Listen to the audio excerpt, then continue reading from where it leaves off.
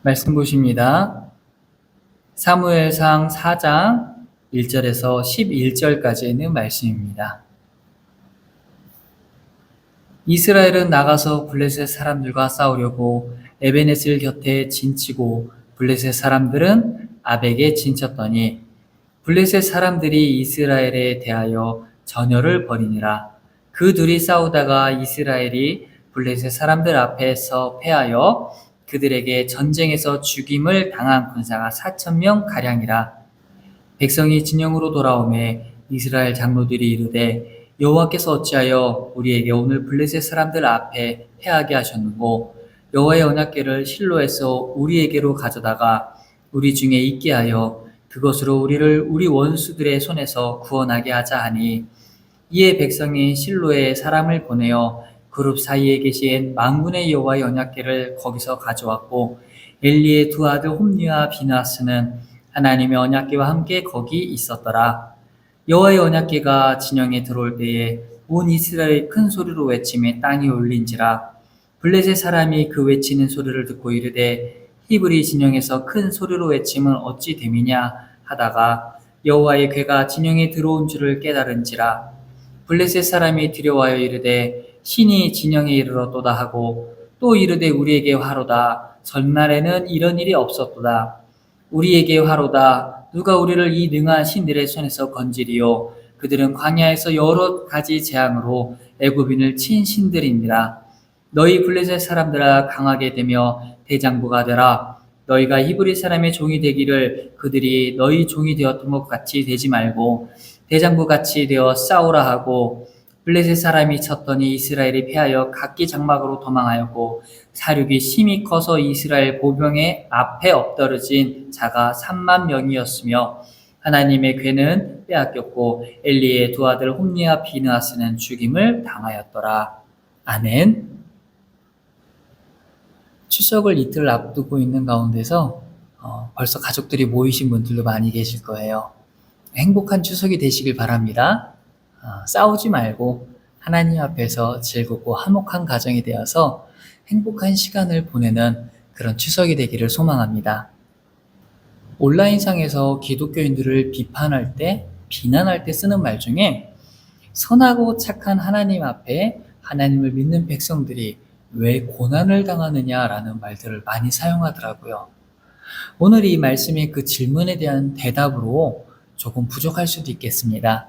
하지만 이 말씀을 통해서 하나님의 크고 놀라운 뜻을 우리가 다시 한번 생각할 수 있는 그런 시간이 되었으면 좋겠어요. 코람데오라는 말을 아시나요? 코람과 데오라는 라틴어의 합성어인데 거룩한 자 앞에서라는 뜻을 갖고 있죠.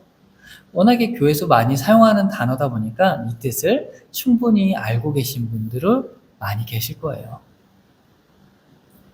하나님 앞에서, 거룩한 자 앞에서 우리의 삶, 여러분들의 삶은 어떠십니까? 어떤 삶을 살아가고 계시나요? 저는 이 코람데오라는 말을 학교 다닐 때 들었었어요. 신학교에서 코람데오라는 단어의 스티커를 학교 곳곳에다 붙여놨더라고요. 왜 신학교에서 코람데오라는 말을 많이 사용했을까요? 부끄럽게도 신학교에서 컨닝이 있었어요. 저희 학교는 무감독 시험으로 보는 시험도 꽤 많이 있었어요. 교수님들이 시험을 보기 전에 기도를 하고 나갑니다. 자, 이제는 시험을 보세요. 마음껏 컨닝을 하는 거죠. 물론 모두 다 그렇다는 건 아닙니다.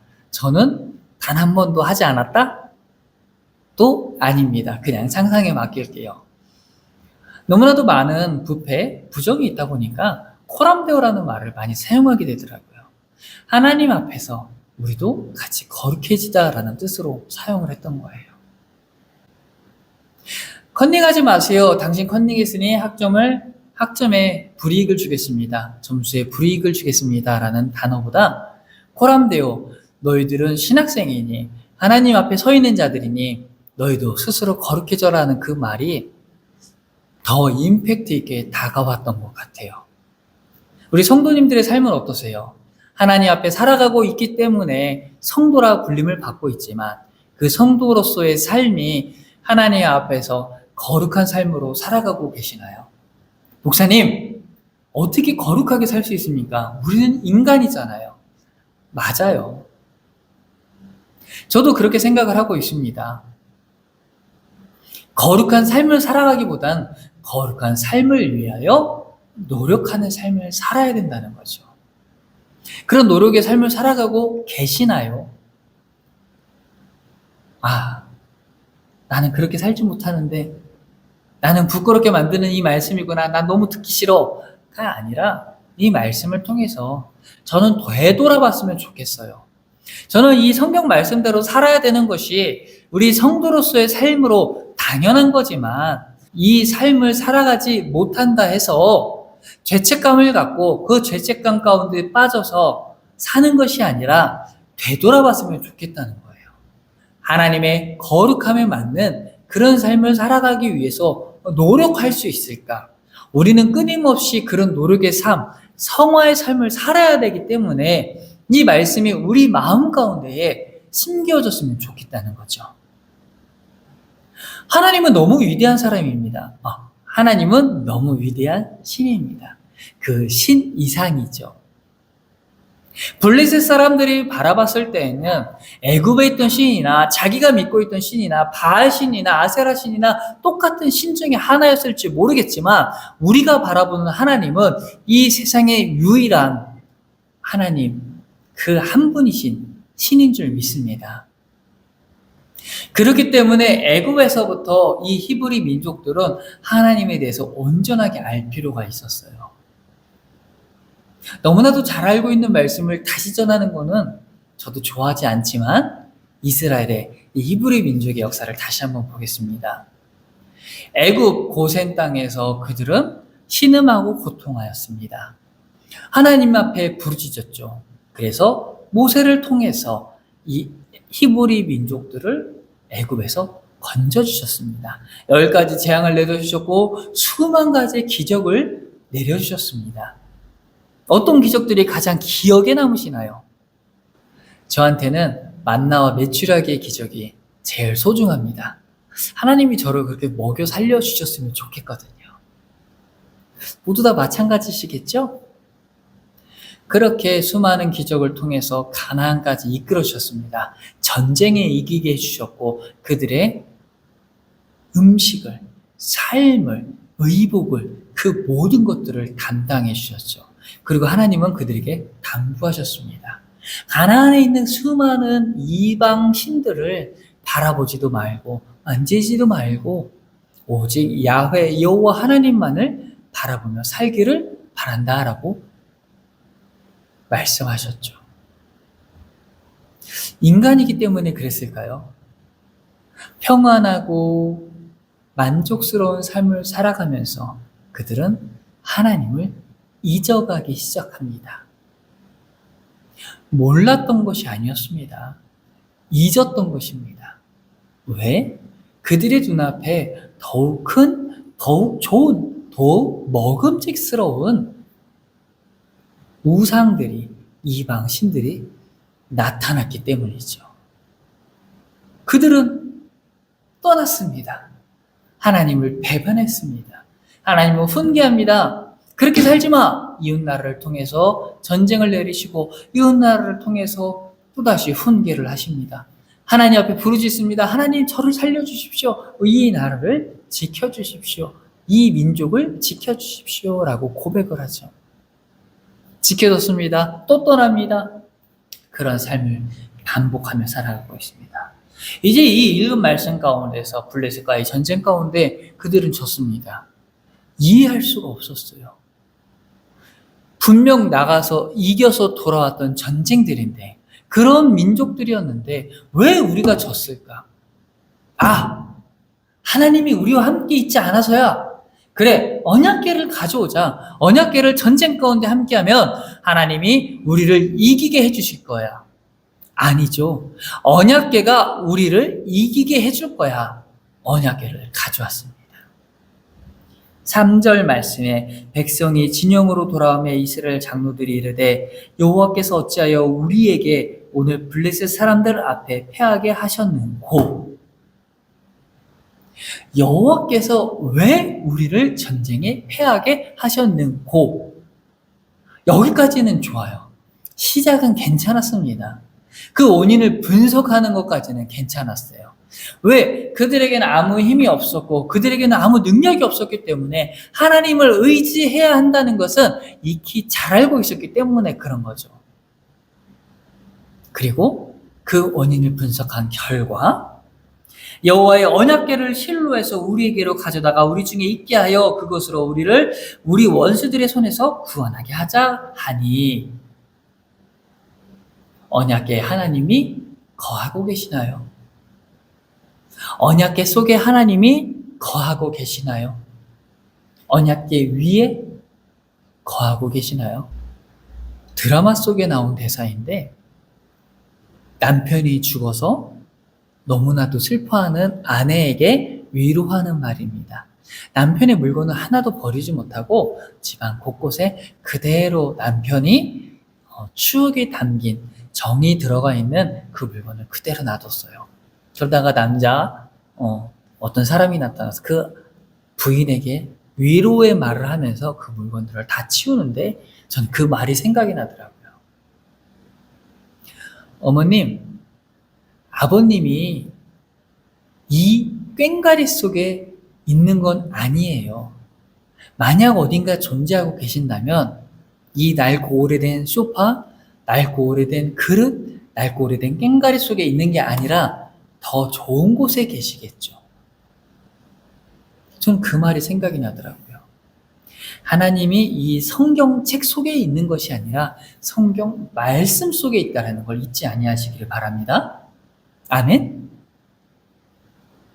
그래서 이스라엘 백성들은 언약궤를 가지고 전쟁에 참여했다가 언약궤를 뺏기고 말았어요. 이 성경책을 이렇게 들고 다닌다 해서 끼고 다닌다 해서 하나님이 나와 함께 하시는 것이 아니라 이 말씀대로 살아갈 때에 말씀대로 믿음을 행할 때에 하나님이 우리와 함께 계시다라는 거죠. 그들은 그 언약궤가 우리를 화살로부터 칼로부터 창으로부터 지켜준다. 그것이 막아준다는 것이 아니라 전쟁에 나아가 이기려고 했던 것이 아니라 하나님 앞에 물어봤었어야죠. 하나님, 우리의 삶을 어떻게 살아야 됩니까? 내가 어떻게 살아야 이 블레셋 백성들을 이길 수 있을까요? 라고 물어봤었어야죠. 히브리 민족들의 역사를 보면은 참 재미있습니다. 하나님 앞에 물어본 전쟁은 반드시 이기게 되어 있습니다. 하나님 앞에 묻지 않고 나간 전쟁은 지게 되어 있어요. 그들은 돌이켰었어야 돼요. 언약궤를 가운데 그들의 삶에 우리 성경책을 내가 품고 사는 것이 아니라 이 속에 들어있는 말씀을 읽고 이 말씀대로 살려고 노력했어야 됐다는 거예요. 변화했었어야 되는 거죠. 개혁이 되었었어야 됩니다. 이 시대, 이 사무엘이 살았던 이 시대와 지금의 시대는 너무나도 다릅니다, 목사님. 그 시대에는 우상도 섬기고 재물도 바치고 너무나도 하나님을 떠나는 삶을 살아가지 않았습니까? 우리는 그래도 지금 말씀을 듣고 예배도 드리고 찬양도 하고 헌금도 바치면서 이렇게 우리는 잘 살고 있지 않나요? 근데 왜 우리는 이렇게 잘 되는 게 아닐까요? 돌이켜보세요. 돈이, 사람이, 직장이 하나님보다 먼저가 되어갈 때가 있다는 거죠. 먼저 될 때가 있다는 거죠. 근데 그것들은 눈에 보여요. 저 사람은 돈을 너무 좋아해. 저 사람은 워커홀릭이야. 일에 너무 빠져 있어. 저 사람은 관계에 너무 빠져 있어. 그래서 교회를 제대로 다니지 못해. 눈에 보여요. 눈에 보이지 않는 것들도 많이 있어요. 어떤 게 있어요? 눈에 보이지 않는 우상들도 너무나도 많이 있다라는 거예요. 알지 못하는 것들. 마음이 너무 아픕니다. 깨달을 때도 되었는데, 알 때도 되었는데, 알지 못하고, 찾지 못하고, 그렇게 하나님을 떠나가는 사람들을 너무나도 많이 봤어요. 세상이, 인생이, 나의 삶이 하나님을 조금씩 말씀을 조금씩 잃게 만드는 그러한 수만 가지의 경우들을 너무나도 많이 보았어요. 하나님이 계시다고 생각했던 그 언약궤에 하나님이 그 안에 들어가 있지 않다는 것은 이 히브리 민족들도 알고 있었을 거예요. 어쩌면 우리보다 더 많이 알고 있었을 수도 있어요. 그들은 너무나도 큰 기적들을 바라봤기 때문에 그 언약궤 안에 있는 신이 홍해를 가르고 만나를 내려주시고 메추라기를 내려주시고 그 수많은 재앙을 내려주시고 하지 않다는 거 알고 있었을 거예요. 하지만 그들의 삶이 가나안에서 그렇게 살다 보니 다른 이방신을 섬기고 있었던 그 이방 사람들처럼 하나님이 그 안에 계시고 있다라고 착각하진 않았을까? 이방신을 믿는 사람들처럼 하나님을 그렇게 믿고 있지는 않았었을까? 생각해 보게 됩니다. 우리도 생각해 보셨으면 좋겠어요. 하나님이 어떻게 하면 우리 가운데 임하시는지, 어떻게 하면은 온전하게 하나님의 말씀을 듣고 따르고 믿고 행할 수 있는지 너무나도 잘 알고 있어요. 말씀을 묵상하고 그 말씀대로 살아가려고 노력하고 끊임없이 기도하며 찬양하며 하나님을 바라보는 삶, 그게 하나님이 우리와 함께 하시는 삶인 줄 믿습니다. 그런 삶을 살아가시기를 간절히 축원합니다.